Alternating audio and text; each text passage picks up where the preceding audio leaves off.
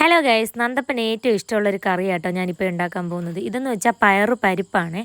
അപ്പോൾ പരിപ്പ് ഇച്ചിരി എടുത്ത് കഴുകിയിട്ട് അതിലേക്ക് കുറച്ച് മുരിങ്ങയിലയും കൂടി ഇട്ട് ആവശ്യത്തിന് ഉപ്പിട്ട് വെള്ളം ഒഴിച്ച് 2-3 ഫിസിലടിക്കാൻ അങ്ങ് വയ്ക്കുക. 3 അല്ല, ഒരു 4 ഫിസിൽ വരെ വയ്ക്കുക. അതിനുശേഷം ഒരു ജാറിലേക്ക് ആവശ്യത്തിന് തേങ്ങയിട്ട്, പിന്നെ ഇച്ചിരി ഒരു 2-3 അല്ലി വെളുത്തുള്ളി, പിന്നെ ആവശ്യത്തിന് കുറച്ച് ജീരകം, പിന്നെ നമ്മുടെ മഞ്ഞൾപ്പൊടിയും കൂടി ഇട്ട് നല്ല മഷി പോലെ അത് അരച്ചെടുത്തിട്ടുണ്ട്. ഇനി നമ്മുടെ ഈ കൂട്ട് വെന്ത് വന്നിട്ടുണ്ട്. ഇതിലേക്ക് നമ്മുടെ ഈ അരച്ചെടുത്ത പേസ്റ്റില്ലേ തേങ്ങയുടെയൊക്കെ, അതങ്ങോട്ട് ആഡ് ചെയ്ത് കൊടുത്ത് നല്ല രീതിക്കൊന്ന് തിളപ്പിച്ചെടുക്കുക. നല്ല രീതിക്ക് അത് അവിടെ കിടന്ന് തിളയ്ക്കട്ടെ.